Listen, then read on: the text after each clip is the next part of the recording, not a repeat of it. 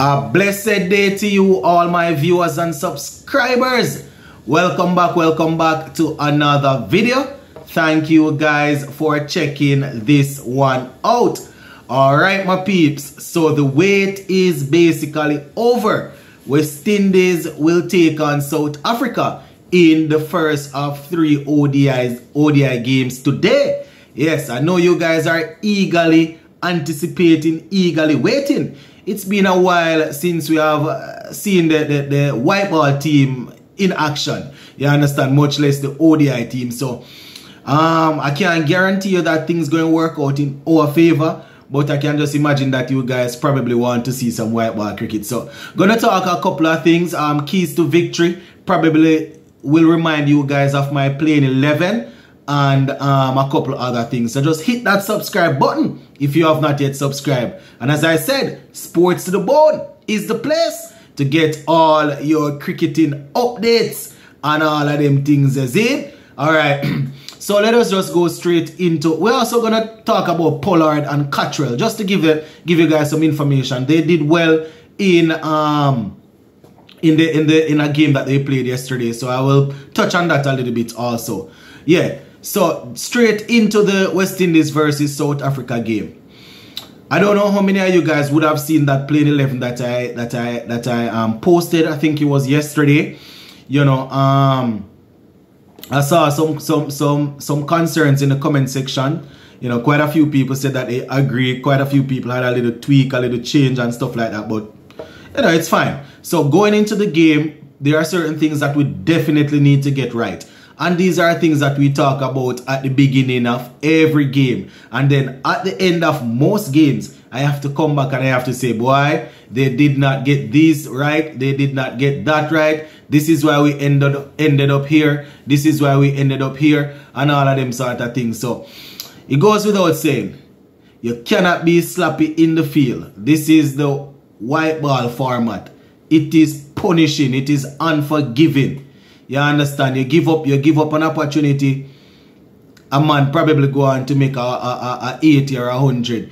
In test cricket, you probably drop a man when he's on 10 or 15. But too long a man probably batting, the next opportunity might come when he's on 20, 25. And you might take it, you know. But in white ball cricket, you drop a man, the next opportunity no must come like that again. Or by the time the opportunity come, the man is scoring so fast that, you know, the game probably already shift from you again. So goes without saying, all opportunities need to be held.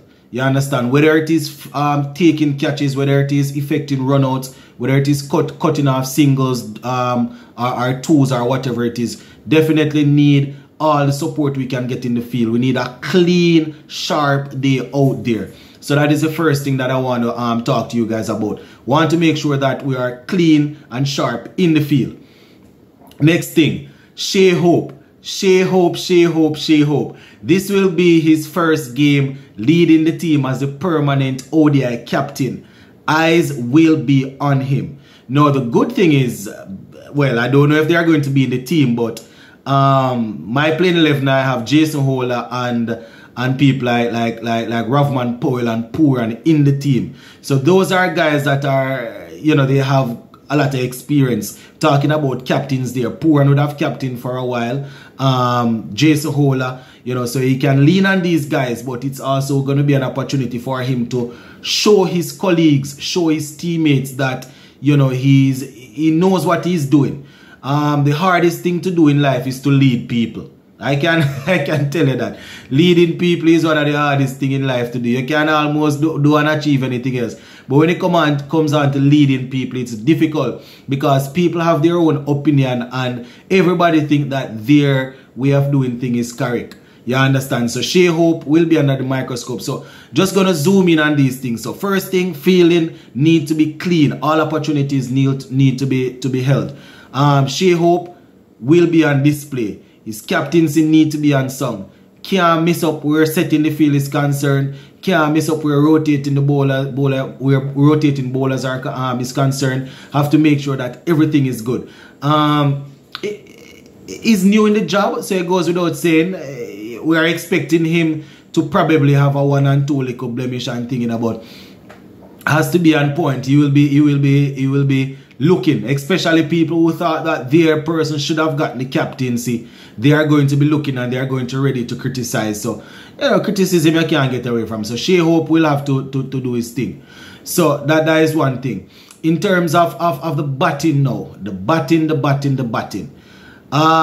Boy, I tell you, I am going to give you it based on my playing 11. Gonna talk about the batting based on my playing 11. So I have Shea Hope, Kyle Mayers, Brandon King, Brooks, Powell, Pooran, Holder, Karaya, Hussein, Joseph, and Gabriel.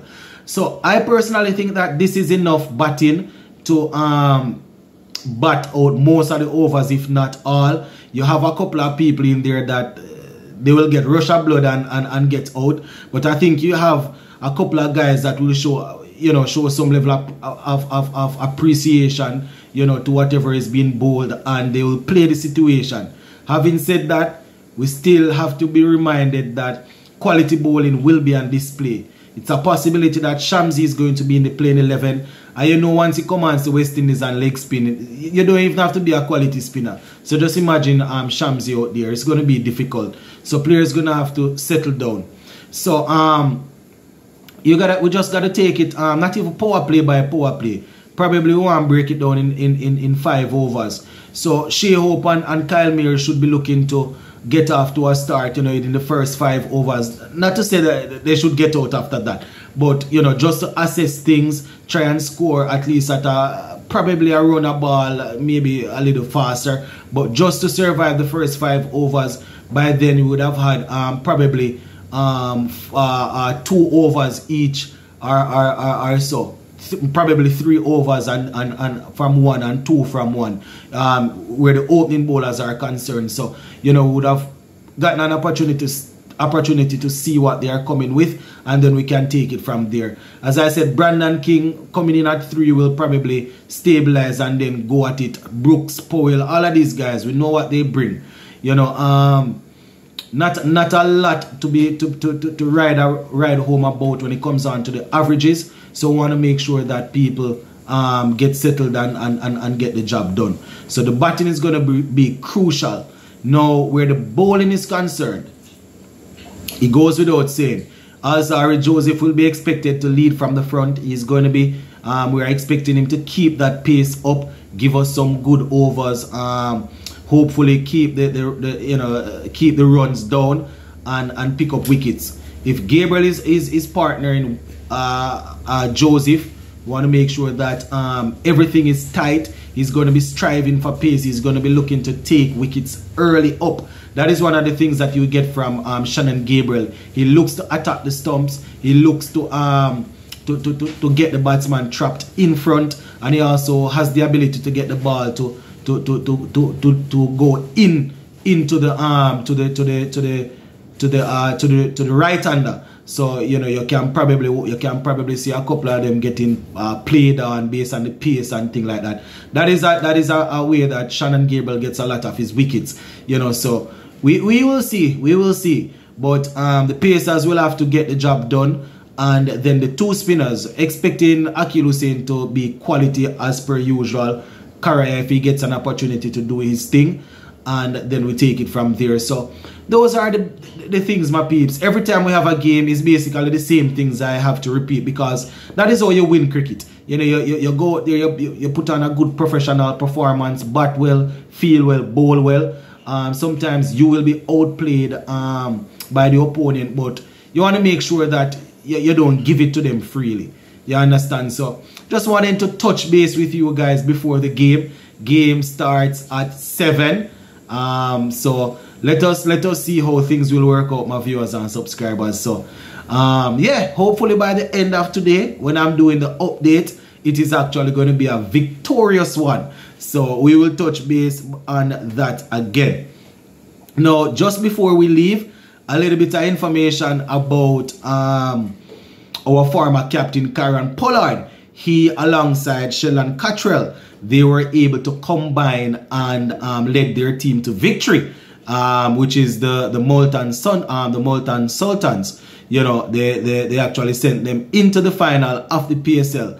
So Kieran Pollard, he was able to get 57 of 34 deliveries, while Sheldon Cottrell, he picked up 3 wickets. He had 3 wickets for 20 runs. So a couple of West Indians making their presence felt over there. So yeah, that is basically it for this one, my peeps. As I said, hopefully by the end of the day, when we're doing that recap, it will be a victorious one. Sports to the bone, keeping you informed. Big up.